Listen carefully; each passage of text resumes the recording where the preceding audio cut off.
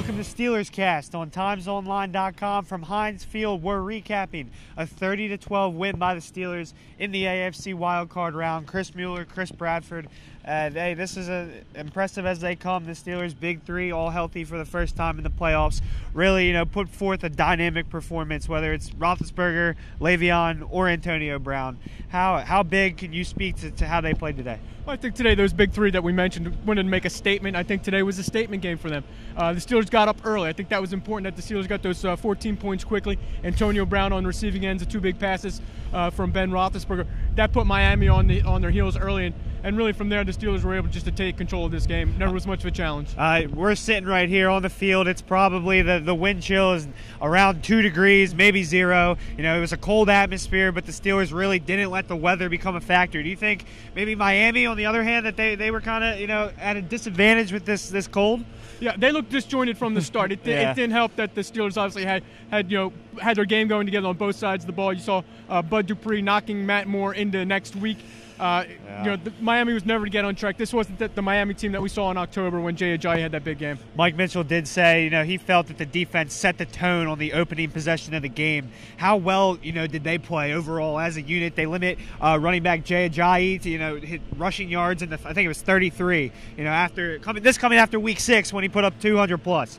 Yeah, it was a very timely performance, not just because of the Miami game a few months ago now, but because of the last 2 weeks when you saw Cleveland and Baltimore start putting up rushing yards. The Steelers needed to get this game, to get this defense back on track and tackle like they're capable of. And moving into our player of the game, Le'Veon Bell, in his first career playoff appearance, he sets a Steelers franchise record, beating Franco Harris 167 yards on the ground. How impressive was he, and how impressive was that scoring drive? 10 plays, 10 rushes by Le'Veon. Yeah, it's exactly what the Steelers needed to do at that part of the game. They wanted to just get the chains moving, get Le'Veon Bell on track. He really had no problems today. This was the Le'Veon Bell that you expected to see in this stage, and I think it only sets the stage for bigger stages yet to come. Here's what Mike Tomlin had to say in his post-game press conference about the win. This time of year the road gets increasingly narrow, and it's good to still be on it. A lot of significant contributions from all parties involved. The real, summary of the game is we had the big three rolling on offense, and we stopped the run on defense. And we do those things, we got a chance to win games regardless of circumstance or situation or opponent.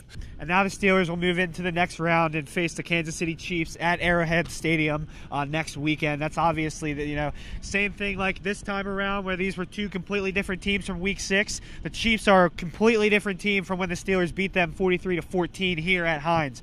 How intriguing of a matchup is that? And the Steelers are really going to have to come to play. Well, I think as the Steelers know all too well after a game like today, when a team has payback on its mind, like I'm pretty sure the Chiefs will have from their Week 3 loss, that's going to be a very difficult game, especially at Arrowhead Stadium where it is very loud.